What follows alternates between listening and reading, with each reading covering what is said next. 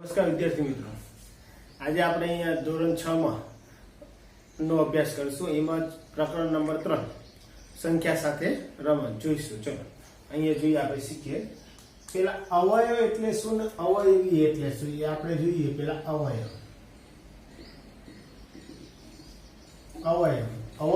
એટલે શું કે અવયવ કોને કહેવાય કે જે સંખ્યા ના આપેલ સંખ્યા વડે નિશેષ ભાગી શકાય તો એનો અવયવ કહેવાય. ધારો કે આપણે 20 છે તો 20 ના અવયવની વાત કરીએ. 20 ના અવયવ, બરાબર, 20 ના અવયવ. તો 20 ના અવયવ કયા કયા હોઈ શકે કે 20 ના અવયવની વાત કરીએ તો એનામાં આપણે જે સંખ્યાને આપેલ સંખ્યા વડે નિશેષ ભાગી શકાય, એટલે શેષ કેટલી વધવી જોઈએ? 0. તો એનો અવયવ કહેવાય. એટલે કહેવાનો મતલબ શું થયો કે જે આ 20 છે કયા કયા ગણ્યામાં આવે, તો જે ગણ્યામાં આવતા હોય એ બધા એના અવયવ કહેવાય. બરાબર.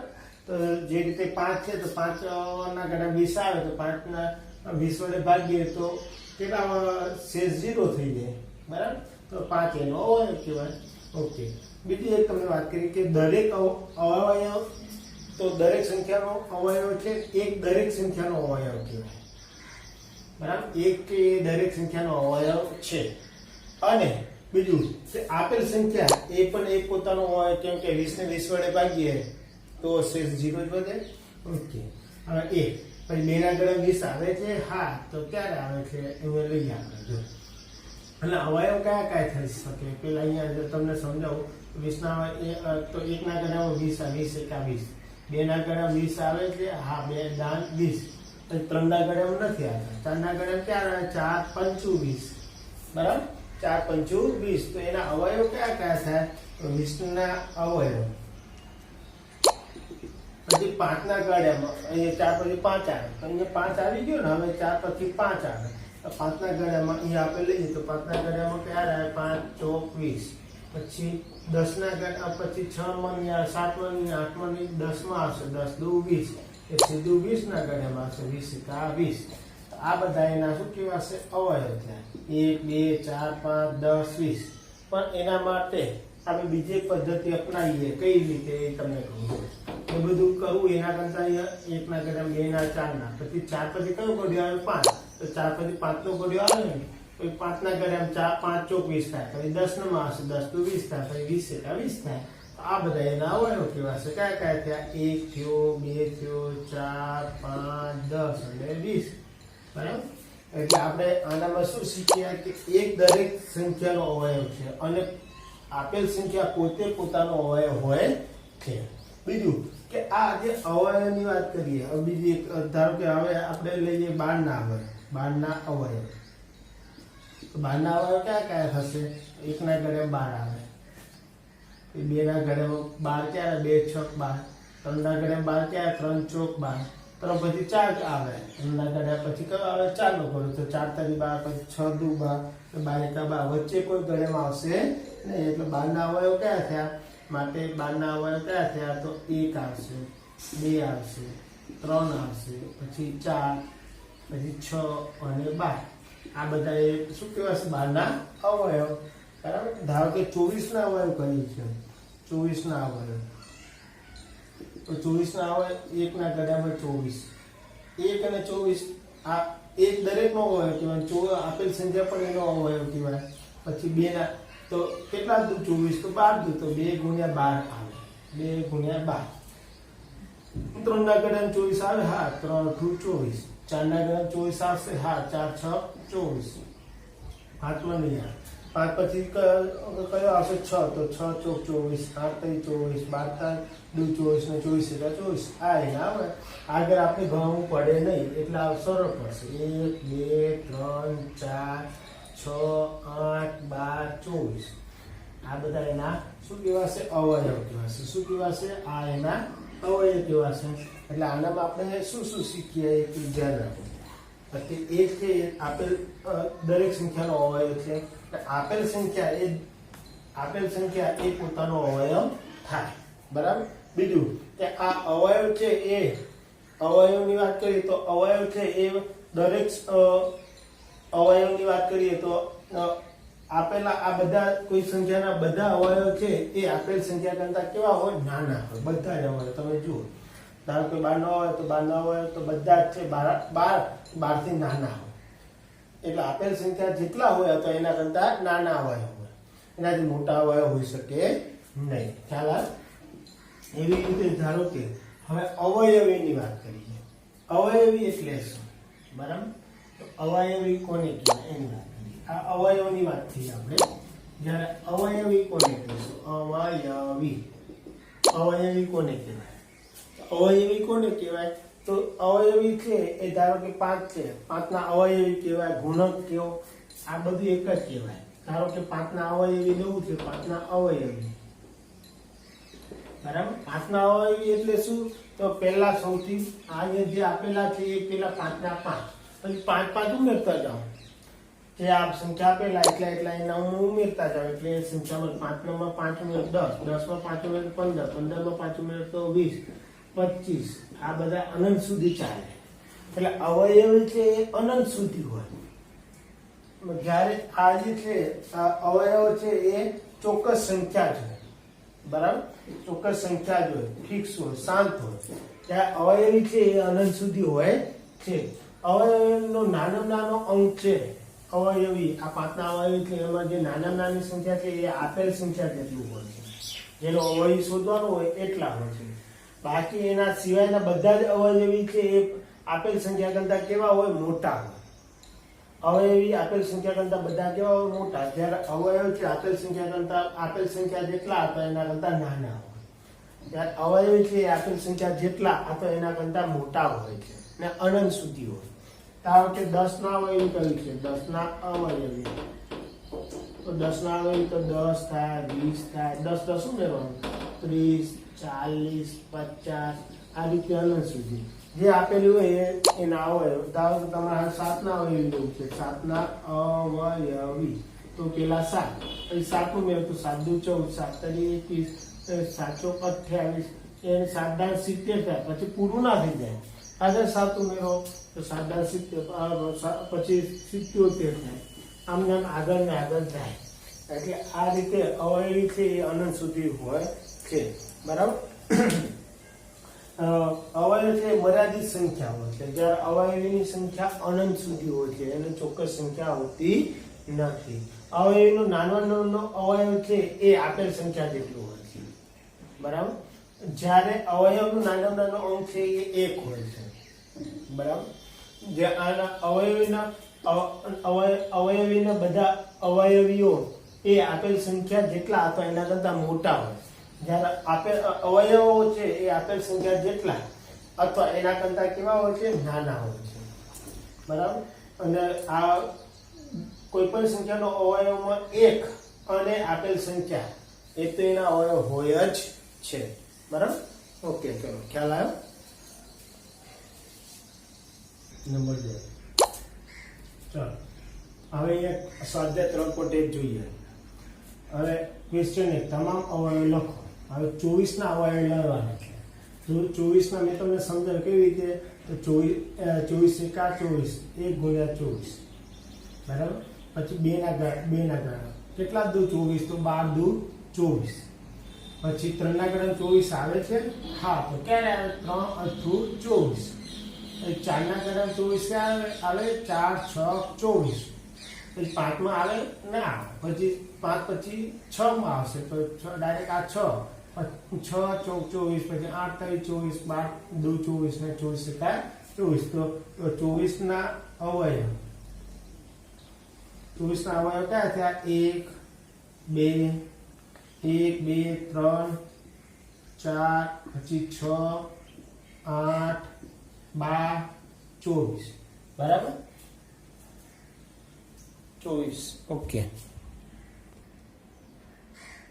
ચલો હવે 15 ના અવયવ કીધું છે. કયા કોના અવયવ કયું? 15 ના. તો 15 તો 1 ના ગડે તો 15 એકા 15, 1 ગુણ્યા 15 કરો, 15 એકા 15. 2 ના ગડે આવે? ના આવે. 3 ના ગડે 15 આવે? હા. ક્યારે? તો 3 પંચું 15. 4 ના ગળેમાં આવશે? નહીં આવે. પછી 5 માં આવશે તો 3 પછી 5, 5 તારી 15, પછી બીજે સીધું પછી 15 આવશે, 15 એકા 15, એટલે 15 ના અવયવ કયા થયા? 15 ના અવયવ કયા થયા? તો 1, 3, 5 અને 15. ખબર પડી? ઓકે. એવી રીતે 21 ના અવયવ, તો 21 ના અવયવ 21 કયા ગણ્યા? 1 ગુણ્યા 21. પછી 2 ના ગણ્યામાં આવશે 21? નહીં આવે. 3 ના ગણ્યામાં 21 આવશે? હા. તો 3 ના ગણ્યામાં 21 આવશે, તો 3 સત્તા 21. પછી 4 ના ગણ્યામાં આવશે? નહીં આવે. 5 માં આવશે? ના. 6 માં ના. 7 માં આવશે સીધું, 7 તારી 21. એટલે અહીંયા ટૂંકમાં સીધું અહીંથી પછી આ લઈ લેવાનું, 7 આવી ગયું, પછી ઉપરના જે આવતા હોય એટલે 21 ના અવયવો તો કયા કયા થાય? 1, 3, પછી 7 ને આ 21. દાખલા નંબર 4, 27 ના અવયવ, તો 27 કયા ગણ્યામાં આવશે? જોઈએ તો 1 ગુણ્યા 27. 2 ના ગણ્યામાં આવે છે? ના. 3 ના ગણ્યામાં આવે? 3 9 27. પછી 4 માં આવે છે? ના. 5 માં નહીં, 6 માં નહીં, 7 માં નહીં, 8 માં નહીં, સીધા 9 માં આવશે. તો 3 પછી સીધું 9, પછી 27 આવશે. એટલે 27 ના અવયવ કયા કયા હતા? 1, 3, 9 અને 7. 1, 3, 9 અને 7 આ એના અવયવો થશે. ઓકે. પછી અહીંયા જોઈએ હવે 5 ના અવયવ, સોરી 12 ના અવયવ. તો 12 ના અવયવ 1 ગુણ્યા 12. 2 ના ગણે 12 આવશે? હા. તો ક્યારે? 2, 6, 12. 3 ના ગણે 12 આવે? હા. તો 3 ચોક 12. પછી 4 નામાં તો 3 પછી 4 આવી ગયા, તો 4 માં આવશે? 4 તારી 12. પછી 6 માં સીધું વચ્ચે 5 માં નહીં આવે, 6 દુ 12. પછી 7, 8, 9 ક્યાંય નહીં, સીધું 12 આવશે. 12 એકા 12. એટલે 12 ના અવયવ કયા થયા? 12 ના અવયવો કયા થયા? 1, 2, 3, 4, 6 અને 12. બરાબર. એવી રીતે 20 ના અવયવની વાત કરીએ તો 20 ના અવયવ ક્યાં થશે? તો 20 ના અવયવને આપણે લઈએ પહેલા 1 ગુણ્યા 20. 2 ના ગણે 20 આવે? હા. તો 2 દાન 20. 3 નામાં આવે છે? ના. 4 માં આવે છે? 4 પંચું 20. 4 પંચું આવી ગયું. પછી 5 માં તો 5 ચોક 20, તો અહીંયા આવી ગયું ને સીધું. તો પછી 5 આવશે, વચ્ચે 6, 7, 8 ક્યાંય નહીં આવે, સીધા 10 આવશે, પછી 20 છે. એટલે વચ્ચે તમારે કોઈ યાદ રાખવું પડે નહીં, આટલા સુધી ધ્યાન રાખવાનું. પછી અહીંથી આમ લઈ લેવાનું. 20 ના અવયવ કયા કયા થયા? 1, 20 ના અવયવ કયા કયા થયા? 20 ના અવયવો કયા કયા થયા? 1, 2, 4, 5, 10 અને 20. ખ્યાલ આવ્યો? આ રીતે થશે. બરાબર. એ રીતે હવે 18 ના અવયવ, 18 કયા ગણ્યામાં આવે? લઈએ 1 ગુણ્યા 18. 2 ના ગણે 18 આવે? 2 9 18. 3 ના ગણ્યામાં આવે? 3 6 18. 4 ના ગણ્યામાં નથી આવતા, 5 માં નહીં, પછી 6 આવશે. તો 3 પછી 6 સીધા લઈ ગયા, પછી 9 આવશે, પછી 18 આવશે. તો અહીંયા લઈએ તો 18 ના અવયવ. 18 ના અવયવ કયા કયા થયા? 1, 2, 3, પછી 6, પછી 9 અને પછી 18. આ એના અવયવ. બરાબર. 18 ના અવયવો. એવી રીતે આપણે લઈએ 23 ના અવયવ. 23 છે ને એક અવિભાજ્ય સંખ્યા છે. તો 23 જે અવિભાજ્ય સંખ્યા હોય એને ફક્ત કેટલા અવયવો? 2 જ અવયવો. અવિભાજ્ય સંખ્યા હોય એને ફક્ત 2 જ અવયવો. 2 અને વિભાજ્ય સંખ્યા તો એને 2 થી વધારે અવયવો. અવિભાજ્ય સંખ્યા કોને કહેવાય? કે જેને ફક્ત 2 જ અવયવ હોય તેને અવિભાજ્ય સંખ્યા કહેવાય.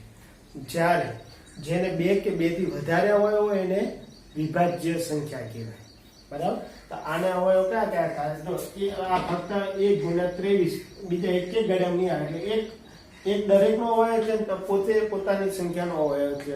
તો આના અવયવ ફક્ત કયા? 23 ના અવયવ. તો 23 એકી ગણ્યામાં આવતા નથી. 1 અને 23 2 જ અવયવ થશે. ફક્ત 2 જ અવયવ. જ્યારે 1 છે ને એ વિશિષ્ટ સંખ્યા છે, એ વિભાજ્ય નથી કે અવિભાજ્ય પણ નથી. કેમ કે 1 ને ફક્ત એક જ અવયવ છે, પોતે એક જ. બરાબર. તો એને એક જ અવયવ હોવાના કારણે ને બાકી અવિભાજ્ય સંખ્યા હોય તો 2 થી વધારે હોય, જ્યારે અવિભાજ્ય સંખ્યા હોય તો એને ફક્ત 2 જ અવયવ હોય, જ્યારે 1 છે એને ફક્ત 1 જ અવયવ હોય છે, એના કારણે વિશિષ્ટ સંખ્યા કહેવાય. જ્યારે 36 ની વાત કરીએ તો 1 ના ઘડિયામાં 36 ક્યારે આવે?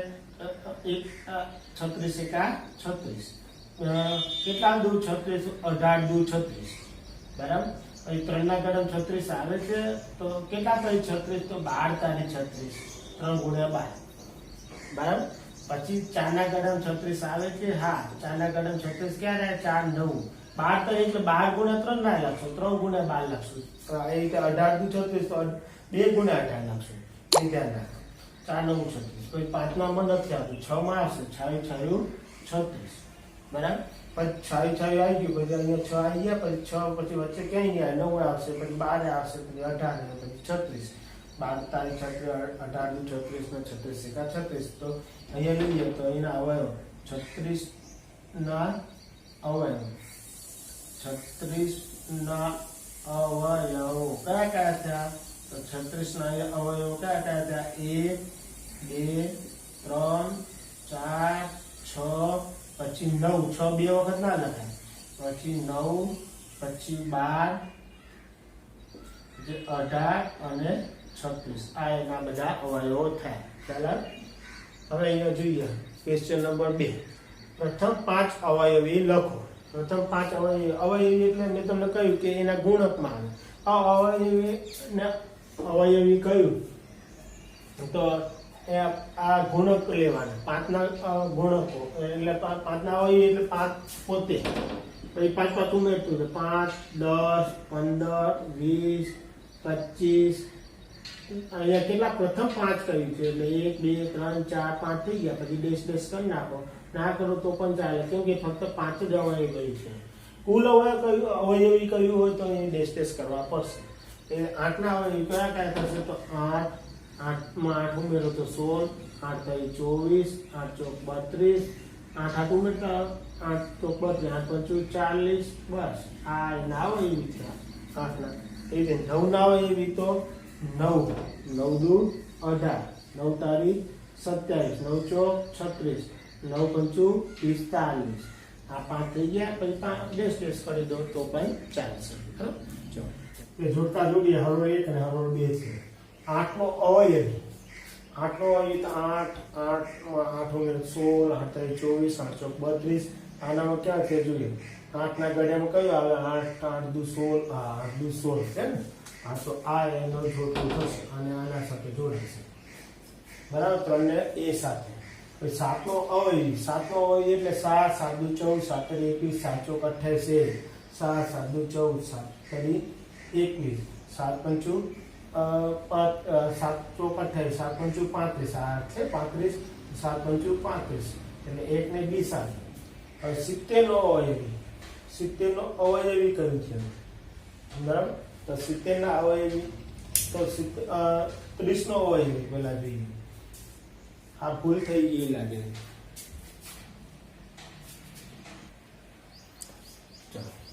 હવે 70 નો અવયવી, 70 નો અવયવી એટલે 70 70 દુ 140. એ બધું 70 થી વધારે સંખ્યા, પણ એવું તો છે નહીં એટલે 70 આવશે નહીં. 30 નો અવયવ તો 30 નો અવયવ 30 ને કઈ સંખ્યા વડે ભાગી શકાય? અહીંયા જોઈએ 30 તો આનામાં કે તો 20 ના ગણામાં નહીં, 15 ના ગણામાં 30 આવે તો 15 દુ 30, તો આ એનો અવયવ.